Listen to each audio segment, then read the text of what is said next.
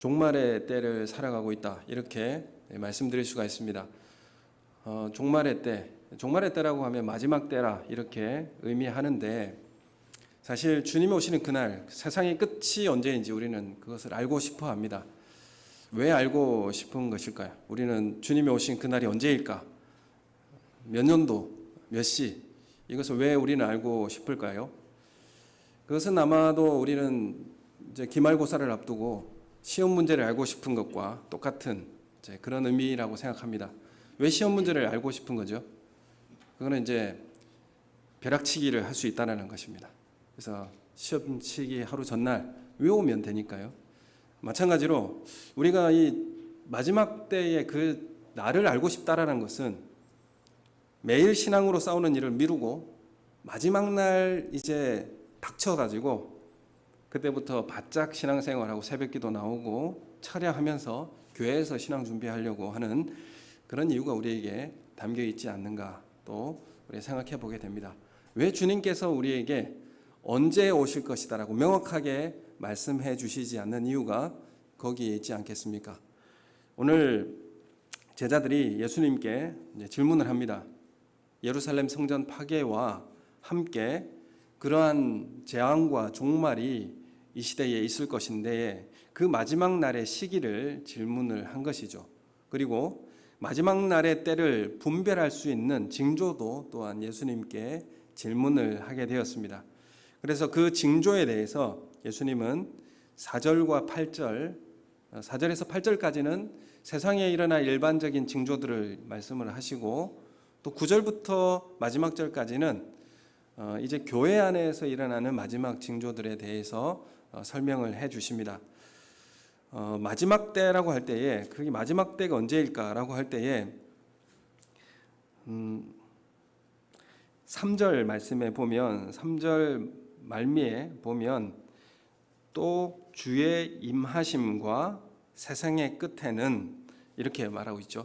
그래서 주님의 재림의 날, 예수님이 오시는 그날과 세상의 끝 똑같이 이야기하고 있죠. 그래서 예수님이 이 땅에 다시 오시는 그날이 세상의 끝이다라는 것을 말씀하고 있습니다. 그런데 그날에는 무슨 징조가 있겠습니까? 이렇게 질문을 하고 있는 것이죠. 그래서 일반적인 이제 징조들을 예수님께서 말씀을 하십니다. 4절에 보면 너희가 사람의 미혹을 받지 않도록 주의하라, 이렇게 말씀합니다. 미혹을 받다, 이게 어떤 의미가 있습니까? 미혹을 받다라는 것은 양이 길을 잃고 헤매는 그런 모습을 의미합니다. 그러니까 방향을 잃어버리는 것이죠.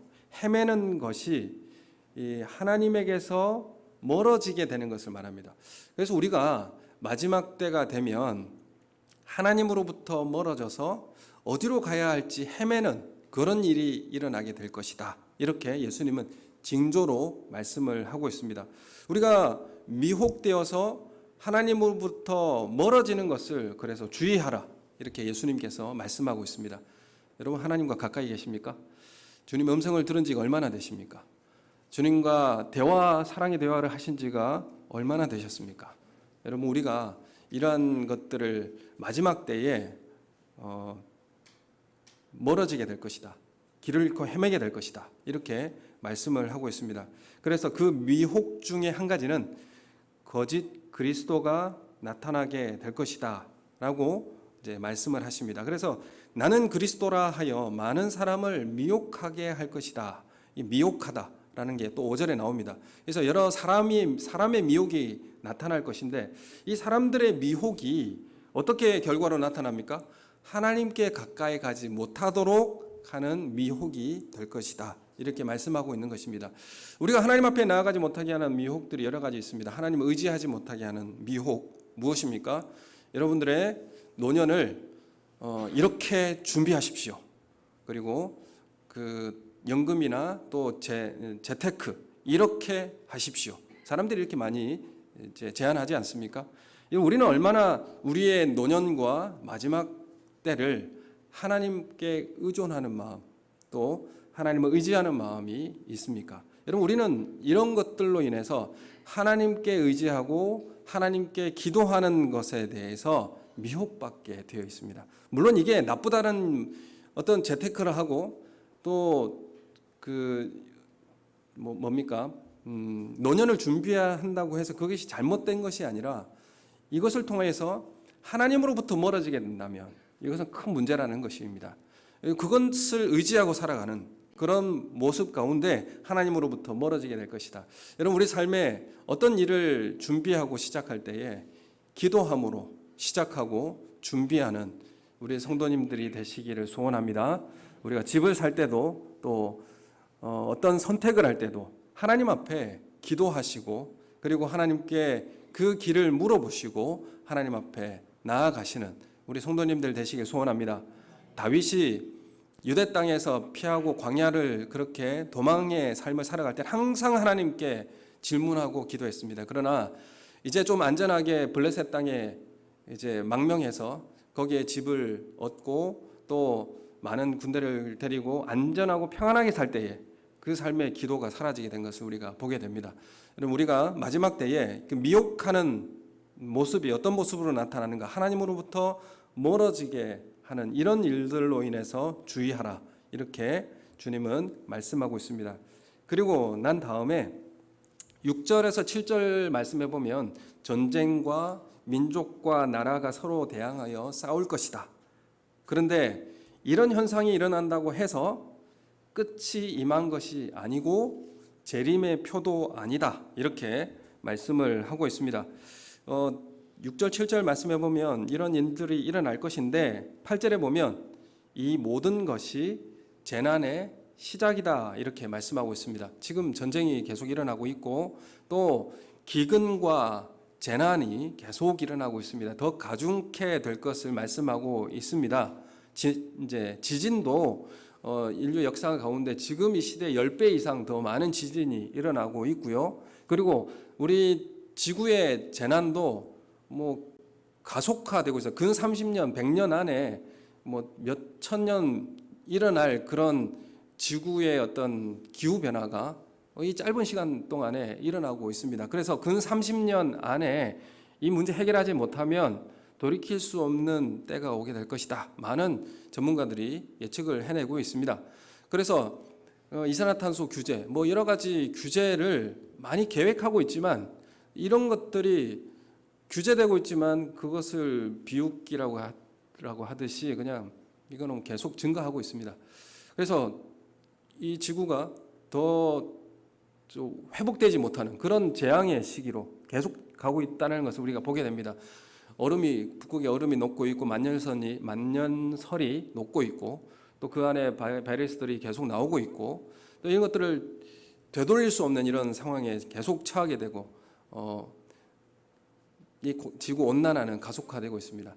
지금 폭우나 이런 것들도 다 그런 이유이지 않겠습니까? 전쟁과 기근과 재앙, 이것은 무슨 의미를 갖게 되는가? 여러분, 이것은 재난의 시작일 뿐이라 이렇게 말씀하고 있습니다. 이것이 일어난다고 해서 이것으로 인해서 끝이 오지 않는다, 이렇게 말씀하고 있습니다. 전쟁이 지금 러시아가 세계 3차 대전을 일으킨다고 해서 세상에 끝이 오지 않는다는 것입니다. 핵무기가 폭발하고 터져서 수소폭탄도 터져서 시대에 끝이 오지 않는다, 주님이 이렇게 말씀하시는 것입니다.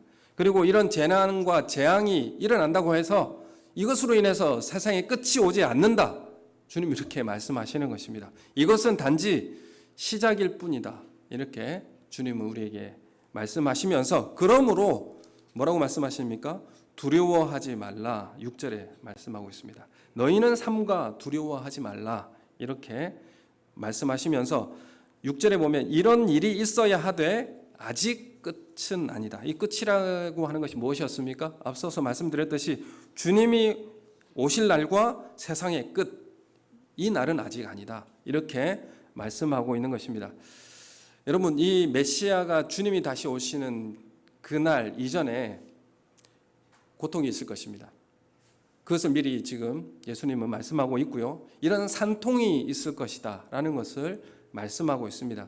재앙이라고 하는 것이 끔찍하지만 이것이 시대의 끝은 아니라 이렇게 말씀하고 있습니다. 여러분, 그러면 우리는 이 재앙과 이 고통과 환란이 있는 이 시대에 우리는 어떻게 살아가야 할 것인가? 그것을 우리에게 주님은 마지막 때를 살아가는 우리에게 어떻게 살아가야 할 것인지 우리에게 요구하고 있습니다. 요한일서 4장 1절에서 3절 말씀을 한번 찾아서 우리 같이 읽어보겠습니다. 요한일서 4장 1절에서 3절 말씀 같이 읽겠습니다. 시작. 사랑하는 자들아, 영을 다 믿지 말고 오직 영들이 하나님께 속하였나 분별하라. 많은 거짓 선지자가 세상에 나왔음이라. 이로써 너희가 하나님의 영을 알지니 곧 예수 그리스도께서 육체로 오신 것을 시인하는 영마다 하나님께 속한 것이요 예수를 시인하지 아니하는 영마다 하나님께 속한 것이 아니니 이것이 곧 적그리스도의 영이니라. 오리라 한 말을 너희가 들었거니와 지금 벌써 세상에 있느니라. 아멘. 지금 벌써 세상에 있다. 누가 말입니까? 적그리스도가. 이렇게 말씀하는 거죠. 그래서 이 적그리스도라고 하면 그러면 어떤 사람을 적그리스도라고 합니까? 적그리스도. 그리스도를 대적하는 존재가 적그리스도이지 않습니까? 그리스도를 대적하는 존재가 적그리스도인데 이미 벌써 세상에 있다. 이렇게 말씀하고 있습니다. 그래서 이 적그리스도라는 존재는 세상이 끝날 그 마지막 그때 마지막 심판 전에 하나님을 대적하는 모든 세력을 모아서 하나님과 대항하는 그런 이제 괴수로 이해하고 있지만 그때 있는 것이 아니라 지금도 적그리스도는 벌써 있다. 이렇게 말씀하고 있는 것입니다. 그래서 이 적그리스도가 그럼 누구냐라고 할 때에 적그리스도는 언제 시작되었을까라고 한다면 예수 그리스도께서 이 땅에 오셨을 때에 예수님께서 말씀하시고 십자가를 질 것을 예고하시고 또 복음의 말씀을 선포했을 때에 예수님의 말씀을 거부하고 반대하는 모든 세력이 다 적그리스도입니다. 그래서 예수님이 오시면서 적그리스도는 시작된 것이죠. 그래서 적그리스도는 하나의 인격체이기도 하지만 시대 정신, 세상의 풍조이기도 합니다. 하나님의 말씀을 듣지 않으려고 하는 시대의 풍조, 그리고 예수 그리스도를 따르지 않는 시대 정신을 모두 다 적그리스도라 이렇게 칭하게 되는 것입니다. 그래서 적그리스도는 언제부터 시작되었는가? 예수님께서 이 땅에 오시자마자 곧바로 생겨나게 된 것입니다. 그래서 예수님을 반대하고 십자가를 반대하고 예수 믿는 것을 반대하는 모든 개인이나 풍조, 정신이 모두 적그리스도다 이렇게 말씀드릴 수가 있는 것입니다. 이 초대교회에서는 네로 황제를 적그리스도로 생각했습니다. 왜냐하면 정치적 큰 세력을 가지고 하나님 나라와 복음을 반대했고 핍박했기 때문에 분명히 적그리스도라 이렇게 칭하게 된 것이죠. 또 어느 시대나 어느 곳에서나 하나님을 반대하고 복음과 신앙생활을 반대하는 생각들이나 풍조들이 다 적그리스도다 이렇게 말씀하고 있습니다. 그래서 우리가 이제 계시록에 나오는 아마겟돈 전쟁을 우리가 이야기할 때에 그때 많은 적들을 모아가지고 한꺼번에 한 방의 전쟁을 일으켜서 마지막 끝날이 도래하는 그런 것들을 바라보면서 그때만을 긴장하고 그때 잘 싸워서 이기면 끝날을 우리가 맞이할 수 있겠다가 아니라 우리가 이미 우리의 삶이 이미 아마겟돈 전쟁이라는 사실을 우리에게 말씀하고 있는 것입니다. 그 적그리스도는 이미 우리의 세상의 풍조와 시대 정신으로 우리에게 다가와 있고 그것이 어떤 인격체이든지 어떤 정치적 예수 그리스도를 반대하고 또 신앙생활을 반대하는 모습들이든지 모두가 적그리스도로 우리에게 다가오고 있다는 사실을 주님 우리에게 말씀하고 있는 것입니다. 그래서 세상의 특징이 뭡니까? 세상의 풍조의 특징은 하나님을 배척하고 그러니까 무슨 하나님을 의지할 필요 있느냐? 왜 말씀을 지켜야 할 필요가 있느냐? 말씀에 왜 기록된 대로 살아야 하는가? 라고 하나님을 배척하는 것입니다. 이게 이미 우리에게 놓아 있지 않습니까? 굳이 하나님 말씀을 지키고 살아야 할 필요가 있는가? 여러분 이게 바로 하나님을 배척하고 스스로 자신의 삶을 스스로 개척하고 책임지고 살아보려고 하는 모든 삶 이게 바로 시대 정신이자 세상 풍조라는 것을 우리에게 말씀하고 있습니다. 앞서서 말씀드렸듯이 내 노년은 내가 준비해서 할 것이다. 부자 예화가 수요일 날 말씀드렸죠. 내가 창고에 풍족하게 곡식이 쌓아두게 되니 이제는 내가 어떻게 살까? 내가 누리고 내가 그렇게 잘 살겠다라고 예측을 하는 것이죠. 그러자 주님께서 내 생명을 내가 오늘 취한다면 그것이 다 누구의 것이 되겠느냐? 주님 우리에게 말씀하시는 것입니다. 여러분 이것이 하나님을 의지하지 않으려고 살아가는 모든 삶의 모습이다. 그것이 바로 세상 풍조다라는 것을 말씀하고 있고, 이러한 세상적 풍조는 자멸하는 특징을 가지고 있습니다. 그래서 이것이 말세의 징조가 나타나게 되는 것이요, 재난과 재앙의 이유가 되는 것입니다. 재난과 재앙의 이유가 무엇인가라고 할 때 그 중심에 하나님을 의존하지 않고 자신이 스스로 살아보려고 하는, 자신이 하나님이 되어서 스스로 내 양식을 책임지고 살아보려고 하는 모든 그런 생각 가운데서 나온 결말이라는 것을 우리가 보게 되는 것입니다. 왜 그렇게 알 수 있습니까? 여러분 우리는 내가 내 자신을 책임지려고 하다 보니까 내가 자원이 없으니 착취하고 빼앗고 경쟁해야 살 수 있는 것입니다. 그래서 얼마 전에 우리 정부의 외교 방침을 제가 뉴스로 듣게 되었는데, 우리 외교 방침이 무엇입니까? 실제적 우리 국익을 위해서 우리는 선택하겠다. 절대로 우리 국익과 반하는 것은 절대로 우리는 하지 않겠다. 이게 외교적 그런 방침이지 않습니까? 근데 저는 국가 간의 외교적 협상에서 당신의 나라가 좀 잘 못 사니까 우리 땅을 좀 떼어주겠습니다. 손해보는 일 절대로 본 적이 없습니다. 내가 좀 손해보고 당신 나라 좀 더 잘 살기를 원합니다. 이런 희생을 외교적 협상을 통해서 이제 결론 지어지는 것을 본 적이 없는 것이죠. 첨예한 이익을 위해서 싸우게 됩니다. 결국 이 세상은 이대로 놔두게 되면 결국 그 재앙으로 귀결될 수밖에 없고 멸망의 길을 갈 수밖에 없다는 것입니다. 이산화탄소 규제를 해야 된다는 것을 알지만 왜 못합니까? 각 나라마다 왜 이 이산화탄소 규제를 해야 된다는 것을 알지만 왜 할 수 없습니까? 석탄 떼야 되고, 그리고 자동차를 굴려야 되고, 그리고 에너지를 소비해야 경제가 성장하고 풍족하게 되지 않겠습니까? 저 나라가 저렇게 하는데 나마저도 이렇게 안 하면 우린 뒤처지게 되는데, 경쟁에서 뒤처지고 우리는 우리가 스스로 살아보려고 하는 노력을 갖지 못하게 되는데 질 수 없다는 것이죠.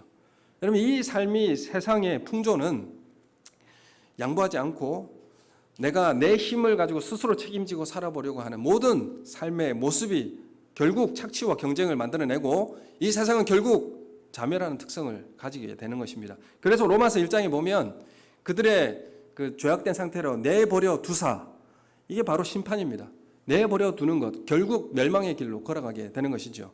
그래서 하나님은 저들이 선택한 대로 내버려 두신 것이 이미 심판을 받고 있는 것이요 형벌에 처해 있다는 사실을 말씀하고 있습니다. 이것이 종말의 성격이 재난과 재앙으로 가득할 수밖에 없는 이유라는 사실을 우리에게 말씀하고 있는 것입니다. 여러분 그래서 우리가 이 시대에 얼마나 더 하나님을 더 의지해야 되고 하나님을 더 신뢰하고 살아가야 하는지를 우리에게 말씀하고 있습니다. 우리에게 기도의 시간이 줄어들고 있습니까? 우리가 말씀을 의지해서 그 말씀대로 살아보려고 하는 그런 우리의 생각들이 사라지고 있습니까? 우리 이미 세상 풍조에 미혹받고 있는 것입니다. 여러분 이 시대 우리가 경성하고 우리가 깨어서 준비해야 될 것들이 바로 이런 것들입니다. 우리 에베소서 4장 17절 19절 말씀 우리 함께 찾아서 읽겠습니다. 에베소서 4장 17절에서 19절 말씀 같이 읽겠습니다. 시작. 그러므로 내가 이것을 말하며 주 안에서 증언하노니 이제부터 너희는 이방인이 그 마음에 허망한 것으로 행함같이 행하지 말라. 그들의 총명이 어두워지고 그들 가운데 있는 무지함과 그들의 마음이 굳어짐으로 말미암아 하나님의 생명에서 떠나 있도다. 그들이 감각 없는 자가 되어 자신을 방탕에 방임하여 모든 더러운 것을 욕심으로 행하되. 아멘. 여기에서 하나님을 의지하지 않고 하나님 없이 살아가는 사람들을 뭐라고 부르고 있는가 하면 감각 없는 자가 되어서 방탕에 방임하게 되어지고 모든 더러운 것을 욕심과 탐욕으로 살아갈 수밖에 없다. 여러분, 하나님을 잃어버린 사람, 하나님을 의존하지 않고 살아가는 그 모든 사람들은 감각 없는 자가 되어서 방탕과 더러운 것을 탐욕적으로 살아가는 욕심에 사로잡혀서 살아갈 수밖에 없다라고 분명하게 지적하고 있습니다. 오늘 이 시대에 하나님을 잃어버린 시대가 모두가 이런 방탕과 탐욕과 더러운 것을 욕심으로 행하는 삶을 살아가고 있지 않습니까? 여러분, 하나님 없이 살아가는 사람들의 대표적인 모습은 그래서 어떻게 나타나느냐?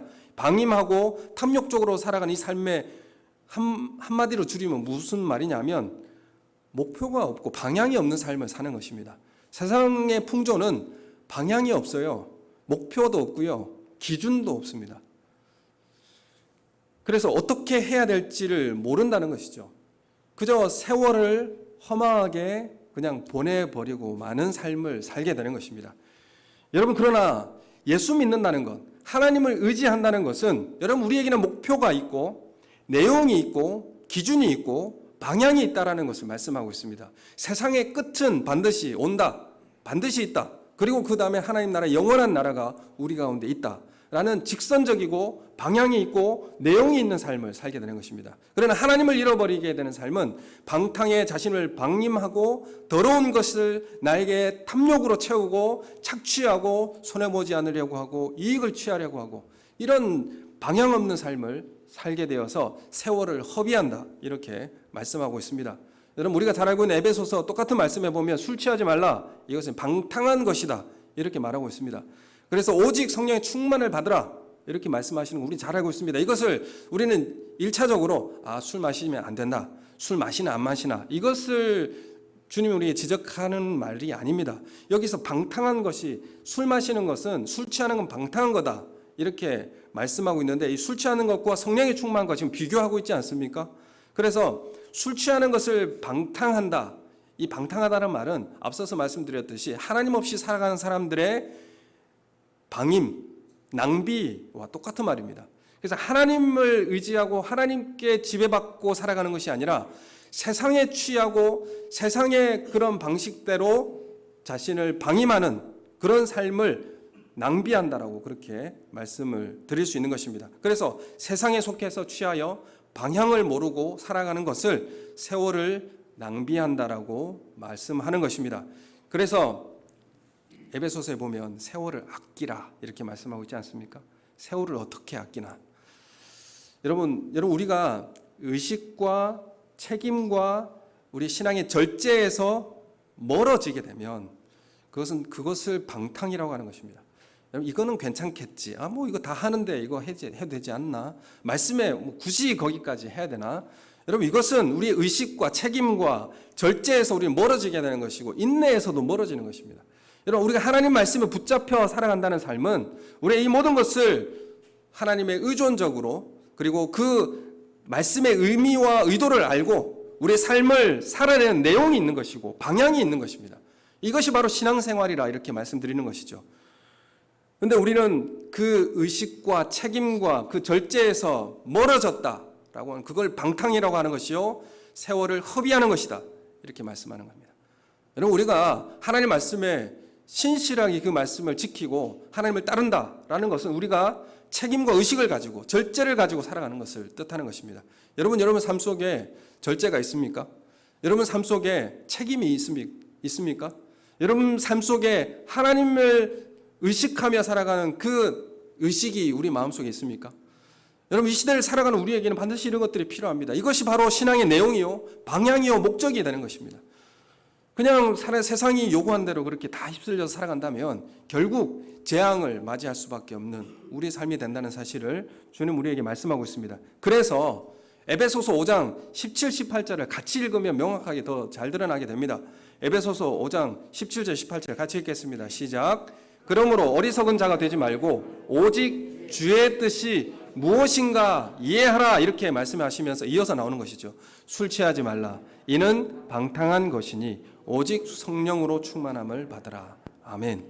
여러분, 어리석은 자와 주의 뜻이 무엇인가를 이해하는 사람과 비교하고 있고, 주의 뜻이 무엇인가를 선택하고 분별하고 살아가는 것을 술 취하는 것과 반대로 이야기하고 있습니다.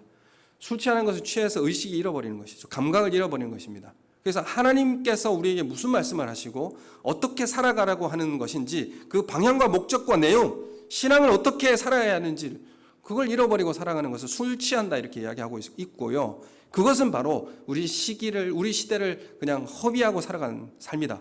이렇게 말씀하고 있습니다. 그러므로 우리가 그 내용과 뜻과 방향을 알기 위해서 오직 성령의 충만함을 받으라. 이렇게 말씀하고 있는 것입니다. 여러분, 우리가 성령의 지배와 성령의 충만함을 받으셔서 이 시대를 살아가야 되지 않겠습니까? 여러분, 우리가 말씀에 충만하고 말씀의 지배를 받는다면 우리의 삶의 내용과 목표와 방향이 있습니다. 여러분, 왜 이렇다 하고 저렇다 하고 바뀝니까? 우리 삶이 그렇게 바뀔 수 있는 존재가 아닙니다. 여러분, 믿음을 배반하는 존재가 되지 않는 것이죠. 여러분, 우리의 삶에 낭비하지 않고 우리가 성도답게 살기 위하여서 깨어있고 의식하고 책임 있는 삶을 살 것을 주님 우리에게 요구하고 있는 것입니다. 주님의 뜻이 무엇인가? 우리가 이 땅에 살아가면서 우리는 이것을 이해해야 되고 우리는 그것을 확인하고 그 삶에 실제적으로 살아내야 한다는 것입니다. 성령 충만은 그래서 깨어있는 것입니다. 낭비하지 않는 것입니다. 욕심대로 감각 없는 자가 되어서 자신을 방탕에 방임하지 않습니다. 하나님의 사람임을 의식하고 매일 믿음의 반응을 하고 결정하고 책임 있게 살아가는 것이 오늘 이 시대에 살아갈 우리의 삶의 자세라는 사실을 우리에게 말씀하고 있습니다. 이렇게 사는 것이지 종말했다라고 해서 교회의 모든 재산을 다 헌납하고 교회에 다 들어오라. 그리고 매일 철회하면서 교회에서 먹고 살고 이렇게 살라. 이런 의미로 주님은 우리에게 말씀하신 적이 없습니다. 오늘 우리의 말세의 때 우리는 어떻게 살아야 될 것인가? 우리가 하나님의 사람임을 의식하고 매일 믿음의 반응을 하고 결정하고 책임 있는 삶을 살아가는 것입니다. 우리는 적그리스도와의 최후 전쟁인 아마겟돈 전쟁이 시작되면 그때부터 긴장하겠다라고 생각하지만 그렇지 않습니다. 이미 우리는 이 싸움 시작되어 있고 이 싸움 한가운데 우리는 존재하고 있다는 사실을 인식하시고 살아가는 우리 성도님들이 되시기를 소원합니다. 여러분, 최후 심판이 그냥 먼 미래라고 생각해서 그때 주님 오실 때에 입장권 하나 준비하면 된다라고 생각해서는 안 된다는 것이죠. 우리는 최후 심판이라는 이름으로 오늘이라는 날을, 지금이라는 인생의 시간을 책임 없이 살아갈 가능성이 참 높다라는 것입니다. 예수 믿는 것을 그냥 보험 든 것으로 생각해서 이 증서 잃어버리지 않고 잘 간수하면 되는 것이 종말을 살아가는 그런 모습은 아니다. 이렇게 말씀하고 있습니다. 우리의 종말은 매일이 우리의 종말이요.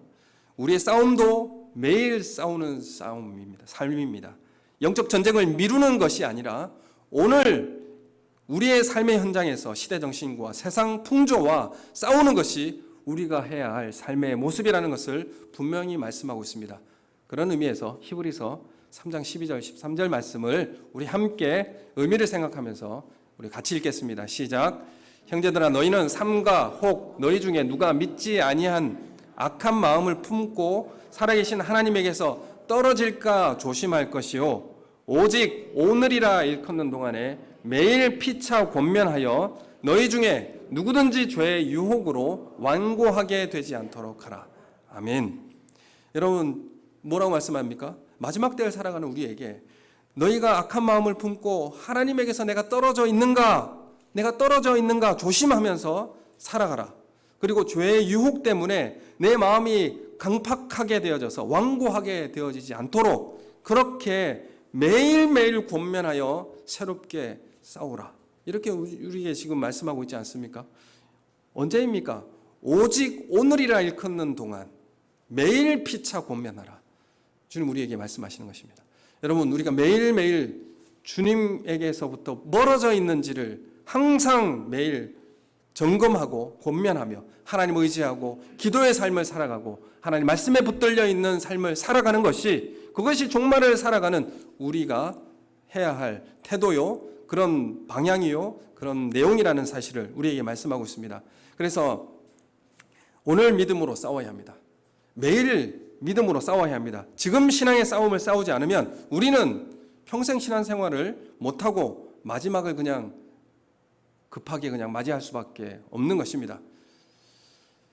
여러분, 우리는 항상 가지고 있는 생각이 다이어트 해야 된다. 이 생각 가장 매일 가지고 있죠. 우리가 마지막 때를 살아가고 있다는 것을, 종말이라고 하는 것을 매일 생각하듯이 매일 음식을 먹으면서 다이어트 해야 되는데 이렇게 생각을 합니다. 매일 밥 먹으면서도 다이어트 생각하고 옷 사 입으면서도 항상 다이어트 해야 된다고 생각을 합니다. 그래서 다이어트는 언제 해야 됩니까? 다이어트는 그래서 오늘 해야 합니다. 그렇지 않습니까?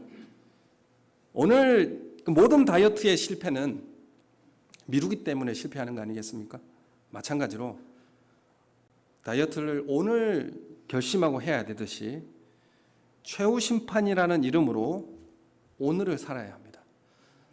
오늘을 주님의 말씀의 뜻에 따라 책임을 다하고 방향을 다하여 내용을 다하여 살아가는 것이 주님 마지막 때 우리에게 요구하시는 삶의 모습이라는 사실을 우리에게 말씀하고 있습니다. 어느 때 올지 우리는 알 수가 없습니다. 주님만이, 하나님만이 이 날을 정하시겠다라고 분명히 말씀하고 있습니다. 9절부터 14절까지는 재림이 오기 전에 일어날 교회에 일어날 일들을 말하고 있습니다. 환난을 성도들이 겪게 될 것이요, 죽임을 당하게 될 것이요, 미움을 받게 될 것이다 라고 말씀하고 있습니다. 초대 기독교에는 이런 일들이 있었습니다.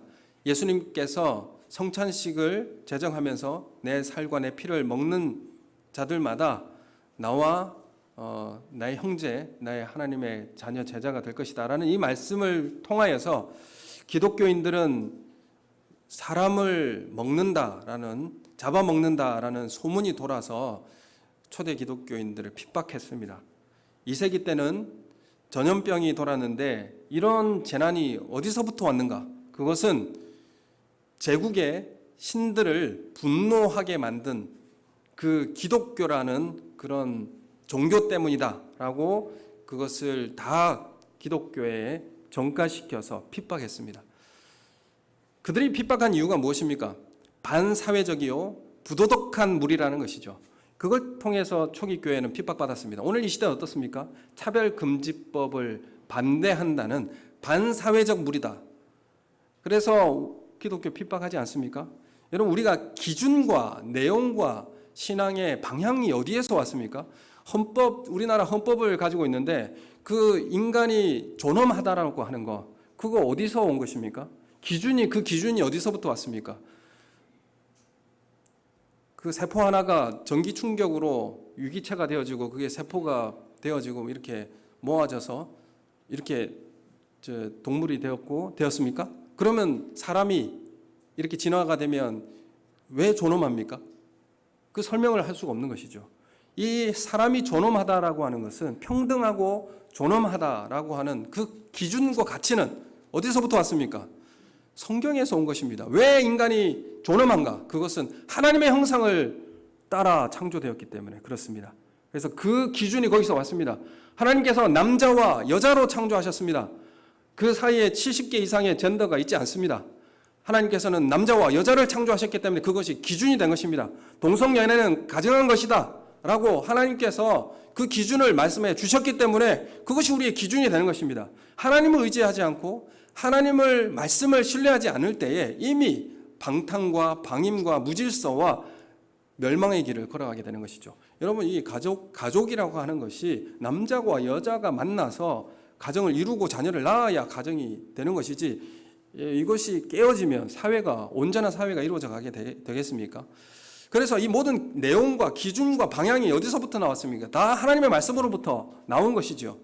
그래서 오늘 우리가 마지막 때를 살아가는 우리가 이것을 내 자신을 방임하여서 하나님의 말씀을 떠나고 하나님을 의지하지 않고 살아가는 모든 삶은 멸망의 길로 걸어갈 수밖에 없다는 사실을 분명하게 우리에게 말씀하고 있는 것입니다. 그리고 마지막 때에 교회에는 어떤 일이 일어나는가 넘어가고 그 12절에 보면 불법이 많아져서 사랑이 크게 식어질 것을 말씀하고 있습니다. 불법이 많아진다. 그것은 법이라고 한다면 하나님의 율법을 이야기할 수 있고 하나님의 율법의 그 중심에는 하나님 사랑, 이웃 사랑으로 말씀드릴 수가 있습니다. 하나님의 말씀을 지키지 않아서, 의식하지 않아서 사랑이 식어지는 그런 일들이 교회 안에 일어나게 될 것이다 라는 것을 분명히 말씀하고 있습니다. 이런 모든 마지막 때의 이런 상황 가운데 우리는 어떻게 살아가야 할 것인가? 24장 13절 말씀에 같이 읽겠습니다. 시작. 그러나 끝까지 견디는 자는 구원을 얻으리라. 아멘.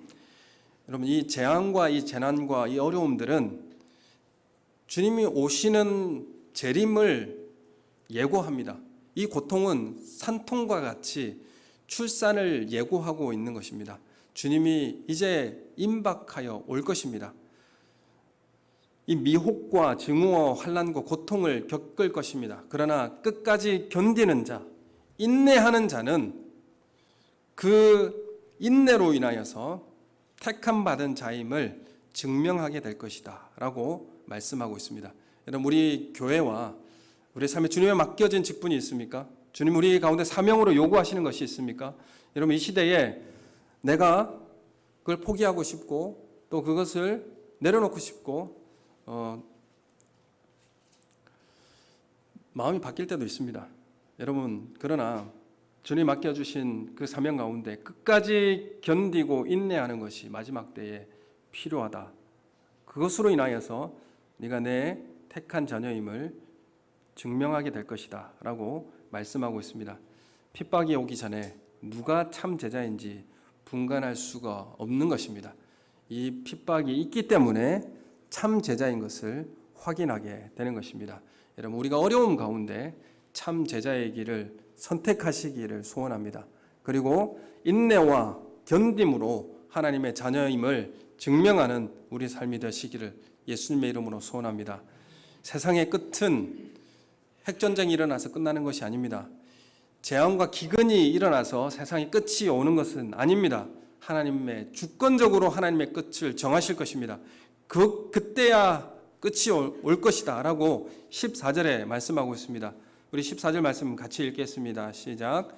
이 천국 복음이 모든 민족에게 증언되기 위하여 온 세상에 전파되리니 그제야 끝이 오리라. 아멘. 세상의 끝은 하나님께서 정하십니다. 그래서 이 하나님께서 온 세상을 지금 주관하고 계시고 통치하시고 다스리고 계시다는 사실을 믿음으로 고백하시기를 소원합니다. 그렇기 때문에 우리는 두려워하지 않아야 할 이유가 여기에 있는 것입니다. 그리고 우리가 견뎌야 할 이유도 바로 여기에 있습니다. 왜 그렇습니까? 하나님께서 세상의 끝을 결정할 그 주권, 하나님께 있다라는 사실을 우리가 믿음으로 고백하기 때문에 그렇습니다. 주님은 우리를 세상 끝날까지 함께 하시겠다 그렇게 말씀하고 있습니다. 그 주님의 말씀이 있기 때문에 우리가 위로받게 되어지고 다시 결단하고 힘을 얻게 되는 것입니다. 우리가 마지막 때를 살아가는 우리가 많은 세상 풍조에 휩쓸리지 말고 우리가 하나님을 더 가까이 가는 일에 더 깊이 헌신하는 우리 성도님들 되시길 소원합니다. 오늘 연휴가 되어서 우리가 여러 가지 어려움들이 있죠. 수련회가 있고 또 이런 일들이 있을 때에 시간이 지날수록 거기에 더 헌신적이고 또 하나님의 말씀을 듣기를 바라고 또 그 가운데 더 가까이 나가려고 하는 사람들이 줄어드는 것을 바라보면서 우리는 더욱더 기도하고 마지막 때에 세상의 풍조에 휩쓸리지 않는 그런 하나님의 말씀의 기준과 그 내용과 방향을 철저히 우리가 가지고 인내하며 견디는 우리 성도님들이 되시기를 예수님의 이름으로 축원합니다.